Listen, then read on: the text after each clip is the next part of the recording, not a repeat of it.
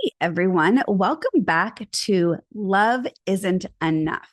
This is our second episode, and we are actually really excited to be talking about something that is seemingly getting a lot of conversation going in pop culture, which is the Netflix hit with Adam Brody and Kristen Bell.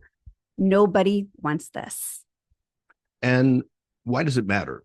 Well, it matters because it's the first time Joree and I have really seen an example of a relatively psychologically healthy relationship in media. Yeah, I mean, as John and I were watching this, there was a lot that we related to right off the bat. I'm Jewish, John's not. And there are so many different cultural differences that Adam Brody's character Noah and Kristen Bell character Joanne demonstrate. And I can tell you, and this is kind of a fun little anecdote for, when we first started dating, I had said to John, I'm not that Jewish. And he was like, okay, that's cool. And as it turned out, I realized just how Jewish I was because I had been raised in a culture in which I was surrounded by so many Jews that I didn't have an opportunity to recognize what was even really some Jewish mannerisms or belief systems or superstitions or cultural beliefs or values that I thought that was just me. But in absence of John having exposure to that, I realized, wow, like this is really, really rooted in my Judaism. And while I'm not religious, I'm very much part of the Jewish culture and value set. And I thought that was portrayed in some very real ways in this show, but also in some ways that stereotypically may not present Jews in the best light. And yet we know stereotypes are based in truth, and that's going to be a challenge no matter what ethnic group or racial group or religious group we're looking at. Yeah. So what are some of the things that you saw in the relationship that you thought were examples of healthy behaviors in relationship? Yeah, so many. I mean, we right off the bat, we're recognizing they both seem really emotionally aware. Mm-hmm. They seemed to know who they were. They seemed to know what they wanted, what they didn't. They seemed to be quite aware of their quirks and their nuances that might be portrayed by a potential partner as too much. And they didn't shy away from naming that, from sharing it, from owning it, and even joking a bit about, some of the things that perhaps might come across less than desirable in a new relationship. What do you think?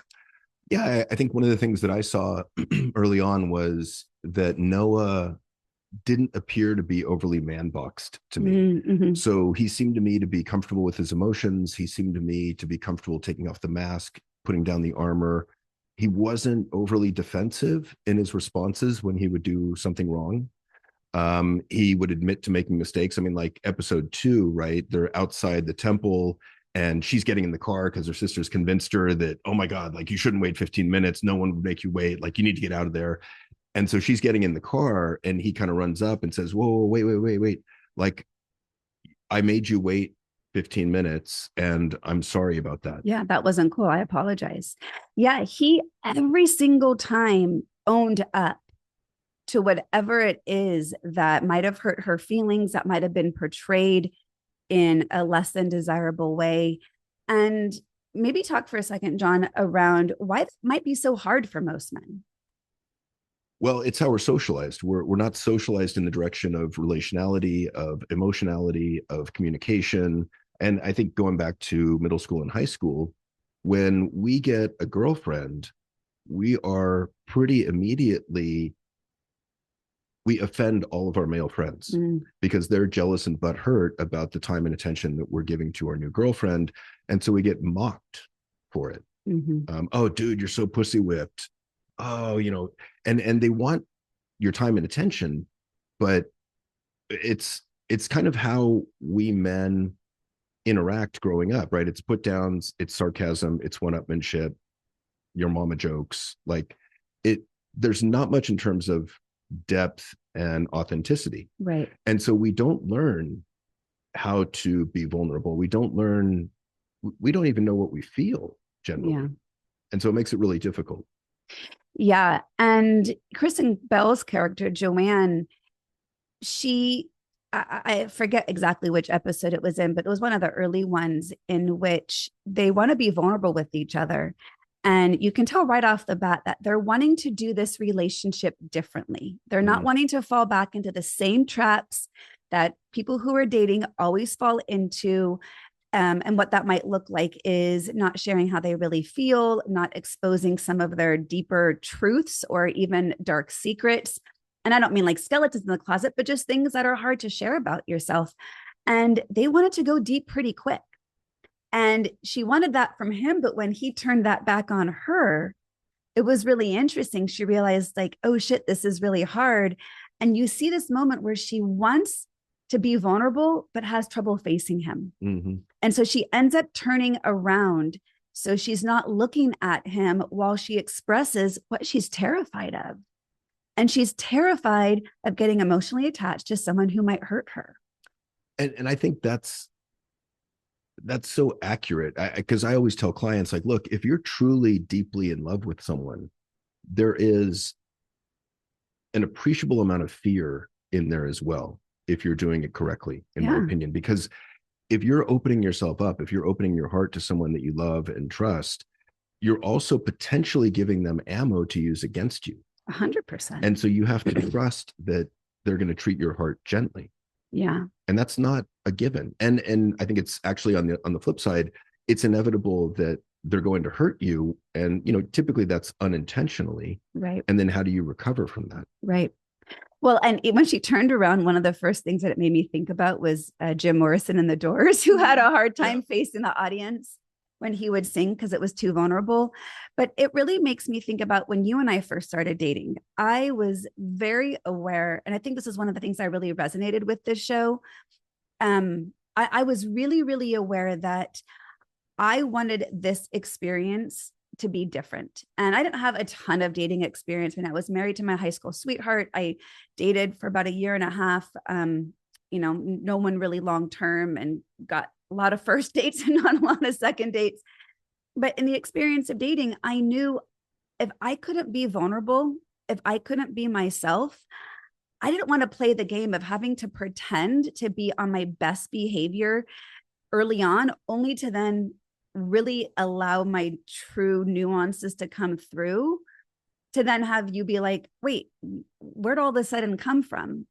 And it's really, really scary to be that vulnerable, because someone can reject you pretty quickly. And one of the things that, we often see with a lot of people is the fear of I'm not enough or I'm too much. And those are opposite ends of the same spectrum, really. And we were just talking last night about how this, at the root of that, is a sense of low self-worth, right? And insecurity. But when shame, even perhaps for sure. But I remember specifically where we were sitting the moment I told you early on, hey, just so you know, apparently I'm really needy. And this is what I had been told. This was a wound that was raw for me. And I wanted to feel like, okay, John, I need to let you know, like, all the information before you make this choice in choosing to date me. And that was really scary. And I loved your response. And your response to me was, what? You're not needy. Well, the difference from what my previous experience was in partnering or dating was my needs matched yours. And I think I saw you as human and having needs. Right. But I also think it's a cop out by men a lot of times to tell women, oh, you're so needy. Right. Because it's just a way of shutting them down, and it gets them out of whatever demands or requests their partner has. Well, and the truth is, you were, quote, just as needy as I was, right? I mean, you were. I'm human and I have needs. Exactly, right? You're not needy for having needs, but I joke with that language because that's what we hear in dating. And when I was vulnerable in naming that, then I really wasn't as worried about it. And at the same time, it's a work in progress, right? And there's going to be a lot of factors that help that become less of an issue. The more safe and secure the attachment is in the relationship, the more vulnerable you are to share what your needs are without fear of rejection or abandonment, which can be really difficult. But I do want to point out, I actually really like how she turned away to speak her truth. And it's something that I think you and I have noticed sometimes in challenging conversations. We've had more success in getting the hard stuff off our chest if we're not facing eye to eye. Yeah, perhaps on the phone, for example. Well, either on the phone, but I remember side by side. one specific time we were sitting in my backyard side by side on lounge chairs, and we were facing the same direction in the backyard. We weren't looking at each other, or on a walk where you're side by side. Mm-hmm. It's a little bit easier to say what you need to say. And I've even suggested this for parents, to have some of these kind of conversations that might be hard with their kids in the car, for the reason you're side by side, you're not eye to eye. It's a little bit safer. Yeah, I agree. And it's interesting because that's how men usually communicate traditionally. We've been side by side, shoulder to shoulder, not so much face to face. Mm. And, if you think of us hunting back in the day in a tribe, we're shoulder to shoulder, kind of hunting for the elk or whatever it is, the deer. And that's safer for us than eye contact. Yeah. So let's go back to the show and a couple of other things that we really saw as highlighting relationships. So one of the things I saw, which was this idea of the growth mindset that Noah was showing, and he was having a conversation with Joanne and talking about his last relationship and saying how, Rebecca and I never talked about anything substantive or uncomfortable. And we never really got to know each other. We never got below the surface. And as a result, the relationship blew up. Yeah. And I look at that as the idea of, what am I supposed to learn from the last relationship to change going into the next one? Yeah. And I love that idea. Yeah. And that was a really interesting dynamic in what he named, as we see in the first episode, where Rebecca found the engagement ring, put it on, and kind of took that upon herself. And when she said, what's the big deal here? And Noah's like, this isn't how it's supposed to feel. That felt a little reverse gender role, a little bit of the woman downplaying the need for the proposal, or that wanting more depth or more connection. And the man in this case being the one like, no, like, I want more. I want to feel more. So I love that they didn't show typical gender roles in what his needs were in a relationship. Such great role modeling for that, for men. And another one that I loved was the scene in the sex shop. There was where they're going to get the obliterator, the vibrator. And it made me think of us, where we got increasingly comfortable with embarrassing situations, which I think is really important for us as individuals and as a couple, to be able to laugh at ourselves, not take ourselves so seriously, and to get comfortable with being embarrassed and those physiological reactions, because it's not a big deal. But I've met so many men over the years that don't do so much of life, or they resist so much out of fear of being embarrassed or fear of being judged negatively.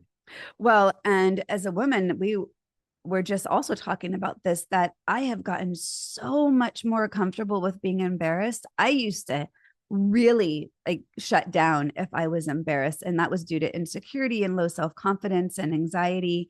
And you've trained me over the years to learn to be more comfortable with it, whether I liked it or not.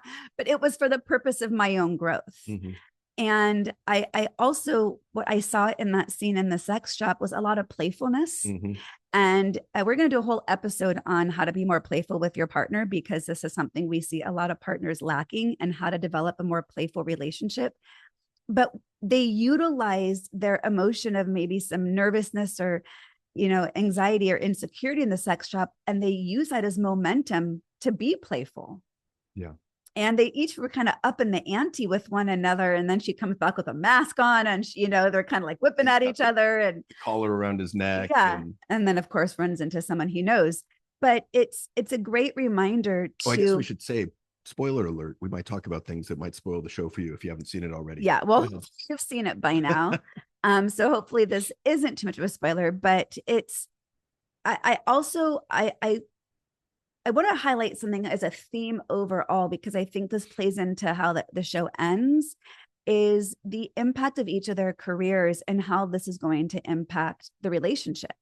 I mean, we see early on the difference in religion being an issue, and the challenge of, could he ever marry her, and what's that going to look like? But that's the more obvious challenge as far as their career goes. She's got a lot of challenge, and her career is kind of based on her being single and dating and talking about her sex life, talking about her sex and dating life, which is way more detailed than he wants to share. Because the other thing I noticed is in the second episode, I think their ability to have these difficult, uncomfortable conversations where they're in the bar and they're having the conversation about, how much is he comfortable sharing of his private life? How much is she comfortable? And she's got it all out there, and just kind of beginning to dip their toe in that water to bring up this conversation about, if we stay together, how much of our life is going to be public? Yeah. And she's going to have to really make decisions on her career choice to stay in that relationship and honor his career at the same time. Yeah, and him as a rabbi can't marry a shiksa. Right.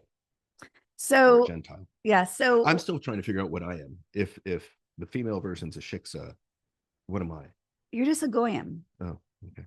Not just a goyim. You're a goyim. I'm a really cute goyim. John and I are like a bad joke as a start. A Jew and a German walk into a bar.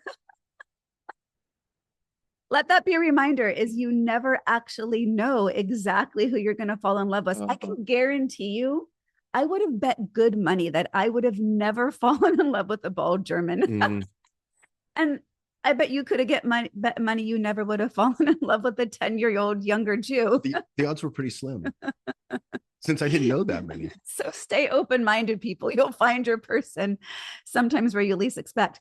But one of the things I wanted to get to. Can I go back to that yeah. last? Because I want to harness what you just said about what they're talking about their careers. And I do love how when Noah utilizes his own vulnerability in counseling a couple, and he had taken that insight from her vulnerability on her show. And what she's really trying to say is, look, I'm not talking about sex and dating. I'm talking about being vulnerable, and I'm talking about my human experience, and sharing that will connect you with others. And he was coming from a place of a little bit more distance, intellectualism, counseling from a very kind of more textbook standpoint when he's helping this couple check in at their 1-year anniversary.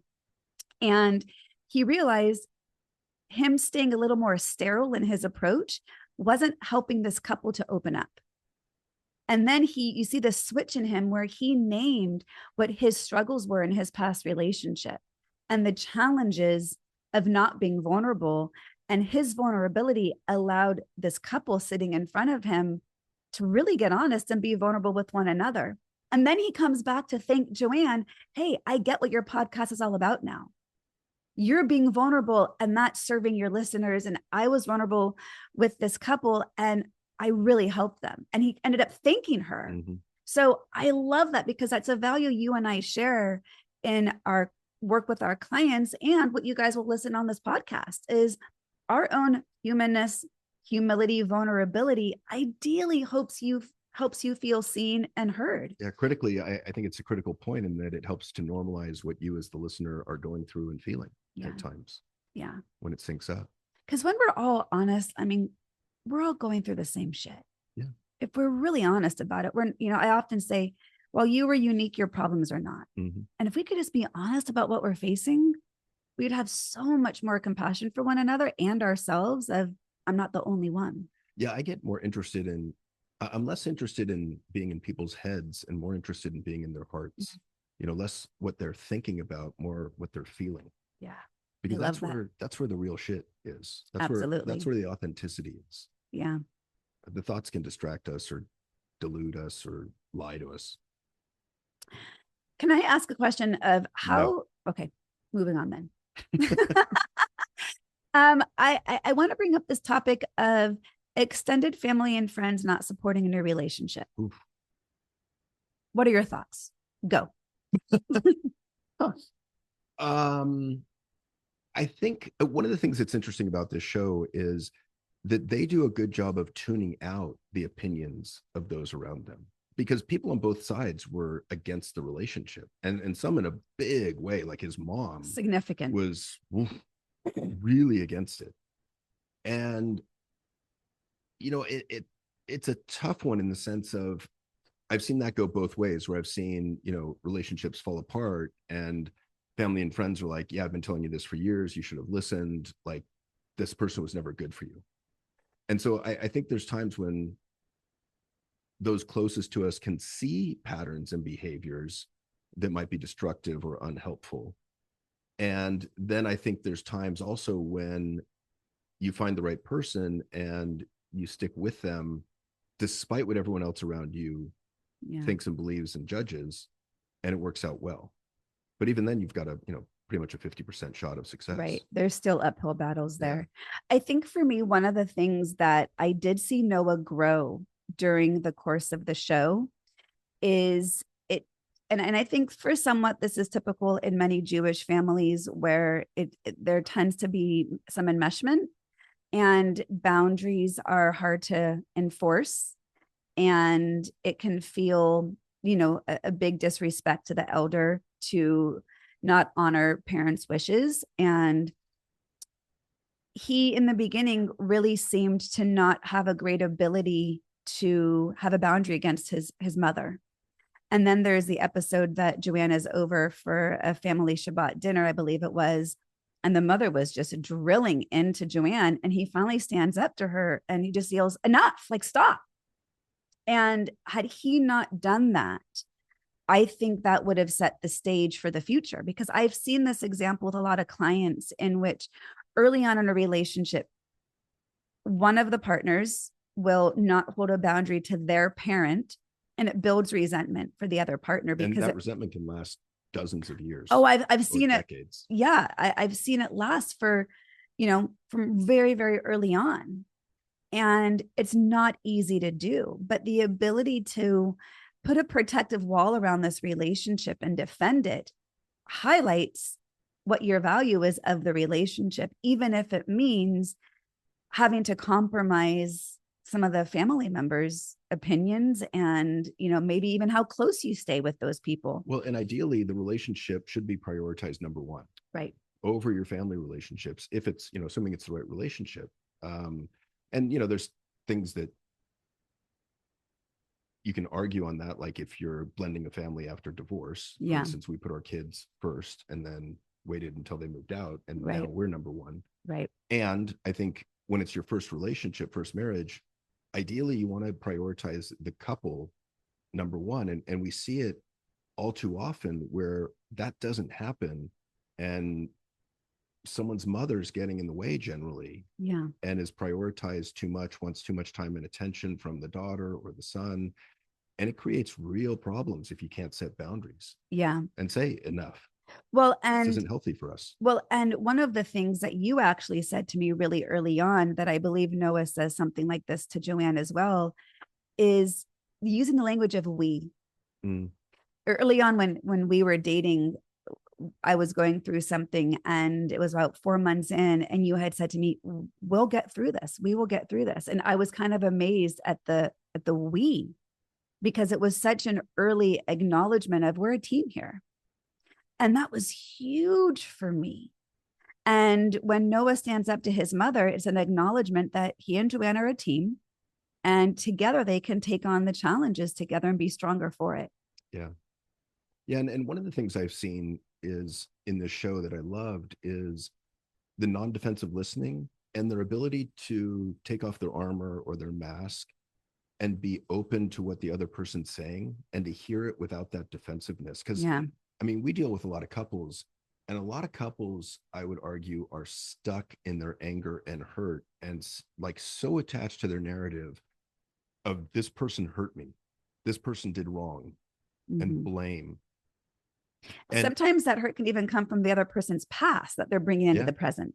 Yeah. And so that was kind of refreshing to see a healthy adult relationship where there was non-defensive listening, where I think it was Noah mostly who could, whenever he would make a mistake, seemed to cop to it quickly, wouldn't really defend himself, and would just say, yeah, I'm really sorry about that. Yeah.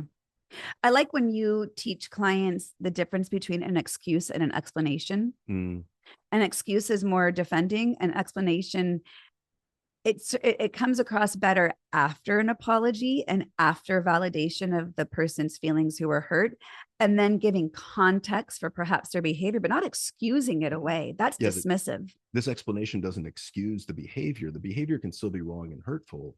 And here's an explanation to help understand the why of the behavior. So let's talk about one of the big turning point episodes when Joanne overcomes the ick. Oh yeah, yeah, yeah. There's And so so much in that the ick, that episode. was pretty funny because all of a sudden he's going to be introduced to her parents, and Unplanned. he gets really nervous about it because it's a really big deal to him to meet the parents. The parents are very to be respected, they're highly valued, and he's in like gym clothes. And Well, so he okay. runs out, he leaves, and he goes to the car, and he gets a big bouquet of sunflowers. I don't know what he was thinking, but and he puts on a sport jacket. I thought he ran to the store, and then Yeah. he puts on a sport jacket on the back of his car over his hoodie, Yeah. and so he looked Ridiculous. kind of stupid. Yeah. And so he comes in, and the parents are there, and the dad's there with his gay lover, and the mom's there, and he totally, due to his own nervousness, he fumbled the ball. Like he just made kind of a fool of himself, and he uses this terrible Italian accent, and she just like has this look like ew, like You could disgust, just see it. You right? could just see it building. Well, and part of his behavior was coming from and rooted in his value of parents and Yeah, family. And which she's, is a good value. which is a great value, but she didn't get it because she didn't hold the same value or reverence No, of her own parents that he had of his. Sorry about our dog barking there. So you could really see their values difference in how much to show up on, putting your best foot forward in front of parents. And we'll get back to the ick in a second, but on the flip side, she doesn't really seem to the need to over impress his parents when she goes to his house. and she probably should a little bit more. She should have a little bit more. I mean, she should have known that prosciutto was not kosher and, checked in on what gift to bring. But they were both still trying. But anyhow, back to the ick. When she has that look on her face and the sister Morgan sees it, picks it up immediately. And Joanne was dismissing it. And, here are these series of small little, what we would call maybe paper cuts in her awareness of, seeing him in a non-perfect light at that moment. And she goes out to the pool. She goes for a little break. She talks with the sister and she's like almost realizing, shit, I got to break up with him. Yeah. I got the ick. Yeah. And the sister's it's 100% done deal in the sister's mind. Yeah. You're going to break up. Yeah. There's no way you can come back from the ick. And he realizes, oh shit, I went too far. And as a result, he ends up coming outside asking to talk to her. Well, so can I jump in there? Yeah, please. One of the things that's impressive about him and the way the character's written is he has great awareness, social awareness, emotional awareness. So he knows right away, I've turned her off. Mm-hmm. And he immediately comes out and says, you know what, I get that was embarrassing, like didn't look very good. It was unattractive. And I was trying to impress your parents. I wanted them to like me. It's really important to me. So I'm not going to apologize for what I did because I did nothing wrong. But I understand that that might have been embarrassing to you. Yeah. And she softens when she sees his awareness and apology. And I believe that was the scene in which he says to her, I think the 4 words that every single woman is going to want to ever hear from their partner. Ooh, what is it? I can handle you. Yeah. And that line, I mean, it's brilliant and beautiful and touching. It also makes me think of Charlie and Linda Bloom, who Linda didn't want to share her fears with her husband because she thought she might be judged for them. And then she finally does. And Charlie says, bring your fears to me. I'll eat them. Yeah. Same idea, right? It's the idea of, I got you. Well, and for context, you're not too much for me. Charlie and Linda Bloom were the couples therapists that we went to after our breakup and getting back together. And to see a couple who've been together for 50 years really lean into honoring each other's fears, anxieties, nuances, insecurities, doubts without any hesitation to hold space for that person. Well, and it's reassurance, right? It's assuaging our insecurities. It's that idea of you're not too much for me. You're not needy. You have needs. Right. And the funny thing is we all do. We all have these idiosyncrasies and oddities and weirdisms. And I think the more that we're comfortable sharing those authentically and completely, and the more that we're accepted for them by our partner, man, the better that relationship is. Yeah. And I do think that this relationship on the show is setting the foundation for some real mature, evolved connection. Mm-hmm. And it's not going to be without work, because they are definitely going to have to practice staying in the zone of being vulnerable and accepting despite what old habits arise. Because we know, I mean, look, I think we shared in our first episode when I said to you really early on in dating, hey, John, I accept all of you. So that was my version of Noah saying, I can handle you. And yet it still took you quite a few years to really believe it. And that wasn't because of what I did or didn't do to prove it. It was your own inner work to actually accept that as true. Right. And maybe that was a matter of you accepting all of your emotions before I could accept all of your emotions. Well, I don't think I had ever had anyone accept all my emotions before. Right. So it was unknown to me. Yeah. So it was kind of outside of the realm of possibility at some level. Right. The other thing that's interesting is I think that, looking towards the end of the show, where, spoiler alert, he says he's going to leave being a rabbi for her, right, to keep the relationship going. And I think the work for them is just starting. Oh, 100%. And I mean, because if he truly gives up is it a rabbi ship? Well, it's a position of being head rabbi. Okay. Yeah. So if he gives up the position of being the head rabbi, there's a lot of strife and difficulty there to deal with, in the sense of you lose your meaning, you lose meaningful work, everything you've worked towards, you lose identity, you lose your purpose, and that might lead to some depression. Like, it's definitely going to lead to some soul searching, and it's going to put a great strain on the relationship and potentially resentment. Yeah. Well, and I do love that we know the show's coming back for a second season, because we don't know exactly how it's going to unfold. Mm-hmm. I mean, he could still be a rabbi and just not be a head rabbi of a congregation and not lose his entire career.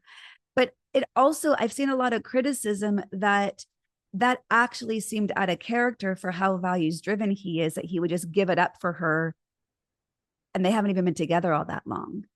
Right. And so I remember as soon as that episode ended, I turned to you and I'm like, well, we're going to prove here love isn't enough. Mm-hmm. Right. Or how are they going to pull through when love isn't going to be the thing to carry them through the very real challenges are both going to have to face? Because again, we also named, she's also going to have to shift in her career, by no means as dramatic of a shift, but they're looking at some pretty significant identity changes to be able to maintain this relationship. Yeah, and she could lose tens of millions of dollars in the podcast deal because she's not going to have much to talk about anymore. Right.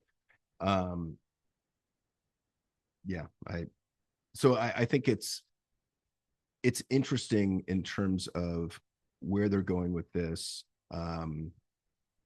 How I don't know, I lost my train of thought. That's okay.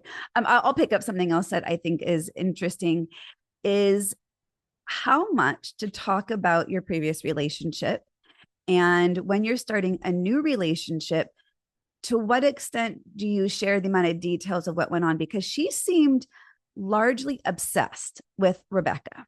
Mm-hmm. But she said that. She said, I'm obsessed. And it wasn't from so much of a comparison standpoint. I think she just wanted more information. He was like, what do you want me to tell you? And she's like, anything that'll torture me. Right. And so, which is what it'll do. So what do you think was motivating her there? Oh, I think it's morbid curiosity. Mm-hmm. I think that there's social comparisons. I think that there's some feeling of not good enough. And she shows that later on, right? Where she's really having some battle and some doubts over not being good enough for someone who's so good, quote unquote. And that's when she rescues the dog. Yeah. Yeah. Because, and she calls her not really an ex-boyfriend. It's a friends with benefits kind of situation. He's like, oh no, you're a bad person.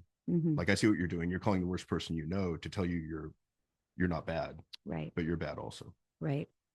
Well, and I also loved once again how Noah, when she admits that she looked through the box of his Rebecca stuff. Great. And, I think that's really powerful. And this has been a challenge in our own relationship of how we've overcome talking about things of our past. And it's a little bit silly at some level. And you and I have named it as kind of silly, of like, why do we get jealous about someone who we didn't even know at the time that you were with. Like, what is that? Yeah. A lot of what we're talking about is emotion, and it's Right. emotional. It's not rational. It's not I mean, kind of logical. like the criticism of him leaving behind his position as rabbi, and people are criticizing that, saying, "Oh, that's out of character." Well, isn't love out of character? I mean, love is almost purely emotional. It's not rational. Yeah. It's obsessive. It's lustful. You know, We start with it that hijacks the limerence. mind, Right. and so you're not thinking clearly. So, okay, this is an interesting question, actually. So, we love the word limerence. John, explain limerence because it's really important. And then I have a question after that. Limerence is the initial feeling that we have when you first go out with someone, when you first start dating someone and you're smitten. I wouldn't say when you're in love with them because that comes later. But limerence is the really obsessive, intense, positive feelings that you get. You think about them all the time. You want to have sex with them all the time. You want to be with them all the time. And you're in this pretty intense, positive emotional state the vast majority of the time. And this can last, I don't know, 2 months, 3 months, 6 months. If you're good and you're grateful and appreciative, you can stretch it out 2, 3, 4 years. Ours lasted actually pretty long. Yeah. Part of that might because we didn't get to see each other every day. Maybe. But it fades also. And that's just normal relational development. And so a lot of people, when it fades, think, oh shit, I'm no longer in love. When in fact, the love hasn't even really begun, I could argue. And so then what they do is they relationship hop looking for more limerence. Right. Because it is probably one of the best feelings you'll ever have. Yeah, it's addictive. It's a major dopamine dump, Yeah. right? So do you think that they are in limerence while making these grand decisions? Well, because they're early on. How long have they gone out? Well, by the end of the first been season? a couple of months. I don't think it's been that 2 long. months, maybe. And they're talking about really big questions early on. So yeah, I would say they're still in limerence, which might, cloud your ability to make a more rational long-term decision. Because while love is emotional, we still need to be able to be grounded and rooted in reality. Which is why limerence doesn't last, because you can't sustain such a high intensity positive emotion forever. Right. You have to come back down to earth. Yeah. And it's not a bad thing. Yeah. Because then you can be rational and productive and do other stuff in your life too. Right. There are so many things about this show that I absolutely loved. I found myself smiling while watching it the majority of the time. And I really hope that if you haven't watched it, you get a chance to tune into it. And I'm sure we're going to be talking about examples from this in future episodes, because I think we don't have a lot of really healthy role models in TV and movies to show or anywhere mature, evolved, healthy love. Now, are they going to be without pitfalls? Absolutely not. They're going to be, they're going to have challenges. But that's part of a healthy relationship is how do you deal with the challenges? How do you deal with the uncomfortable conversations? Right. And like it's how he responded to her when she admitted she snooped and looked in the Rebecca box. He was like, I get it. That makes sense to me. Like, I'm not mad at you. I had it out there and, it's understanding what is the emotion driving the behavior. And if you only ever focus on behaviors, you're going to get easily more reactive or defensive or angry. But if you get curious, and that was one of the other things, is there seemed to always assume positive intent with one another. Even when she got the ick, my guess is she could say, wow, that was really kind of him to want to impress my parents, even though it was like too much, too fast, too far. Underneath it was a real positive intent. Same thing with her intent of bringing the gift that ended up being not kosher to his parents' house. Yeah. And I think that's key, is looking at what are your partner's intentions versus what's the outcome. Yeah. And we get too stuck and hung up on the outcome. Yeah. Well, we probably could have talked another, at least 30 to 40 minutes about nuances about this couple. And I love that this is early on in our podcast, so we can continue to highlight what the kind of love is that we're talking about. It's not perfect. It's going to be messy sometimes. We're going to have missteps, but the intention underneath it is to be real, to be honest, to be vulnerable, so that we can truly accept one another. And the key is in the practice of your partner accepting you, you begin to accept yourself a little bit more. So we can heal each other when in the right relationship. And I've seen that in our relationship. Oh So yeah. thank you so much. I mean, I don't think it's, you don't want to be in an unhealthy dynamic in which you're utilizing your partner to heal your wounds, but a secure, healthy relationship inherently will begin to heal those wounds. And that's what I see starting to happen for Joanne and Noah. Mm-hmm.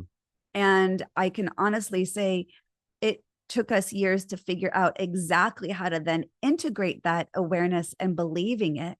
But man, now that we're there in our relationship, this is the goal. Well, we've changed. I've changed an avoidant attachment style. You've changed an anxious attachment style to a secure attachment style. Yeah. And I love the idea of having an awareness and a knowledge of what a healthy relationship looks like, because I think it's helpful for people to have the goal, the end in mind, so that they know what they're shooting for. Because I don't think most people out there know what a healthy relationship actually looks like. So very quickly before we wrap up, what are we shooting for? We're shooting for non-defensive listening. We're shooting for non-reactivity when someone shares a vulnerable truth. We know real quick, we know from John and Julie Gottman's research that the first 90 seconds of an argument is going to determine the relationship in 6 years. So if someone comes to you with hard information, if they're vulnerable, if they share something that might have been difficult, your immediate response is going to dictate the course of how we communicate going forward. We're shooting for gentle and effective communication. We're shooting for assuming positive intent of your partner the majority of the time. We're also looking for effective ways to argue and then repair from the arguments. We're looking for accepting of our nuances, our isms, our idiosyncrasies, our strange little habits that, might feel weird. We're looking for validation, appreciation, gratitude. Oh, it's huge. Sexual connection, intimacy. Yeah. So these are all highlighted in this show. And these are all of the things that we're going to keep talking about on this podcast, not just talking about it, but teaching you, how do I get there? And when I'm and a growth stuck, mindset around relationship skills. Yes, absolutely. Well, I can't wait for season 2 next year. I'm sure we'll have a lot more things to be able to share about this couple's future. But in the meantime, if you resonated with this episode, we would so appreciate to give it a like, a share, a review. Anyone who's in a relationship who would like to hear about more skills from 2 therapists who are very real in their own life. That's us. I'm talking about us in the third person. And this is what we want to role model to you. Yeah. Yeah. That it can actually exist. Easier in real life, IRL. It's easier said than done sometimes. Done, not dumb. Easier said than done. And it's possible. So, well, thanks so much, John, for giving me the relationship I've always dreamed of, and for growing and learning and helping me heal my wounds, because otherwise I would look at a show like this and I would say that's not possible. Yeah. Or be jealous or angry. Which I'm not. Which we have seen some people do. 100%. Get offended by it. Yeah. Well, which is fascinating. So thank you. Yeah. I want to come back to my gratitude and not make sure that didn't get missed. So thank you for all the work that you've done. You're most welcome. We look forward to having you tune in next week. All right. Thanks for your attention, guys. Talk to you soon. Bye-bye.